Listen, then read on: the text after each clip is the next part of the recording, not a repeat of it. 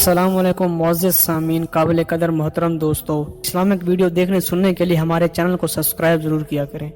محمد بن منقدر رحمۃ اللہ علیہ ایک مرتبہ حضرت عائشہ رضی اللہ عنہا کی خدمت میں حاضر ہوئے اور اپنی سخت حاجت کا اظہار کیا۔ انہوں نے فرمایا کہ میرے پاس اس وقت بالکل کچھ نہیں ہے، اگر میرے پاس 10,000 بھی ہوتے تو سب کے سب تمہیں دے دیتی، مگر اس وقت میرے پاس کچھ نہیں ہے۔ وہ واپس چلے گئے۔ تھوڑی دیر بعد خالد بن اسد کے پاس سے 10,000 کا ہدیہ حضرت عائشہ رضی اللہ عنہا کی خدمت میں پہنچا۔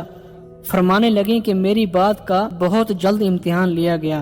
جب ہی ابن منقدر رحمۃ اللہ علیہ کے پاس آدمی بھیجا اور ان کو بلا کر وہ ساری رقم ان کے حوالے کر دی، جس میں سے 1,000 میں انہوں نے ایک باندی خریدی جس کے پیٹ سے 3 لڑکے پیدا ہوئے۔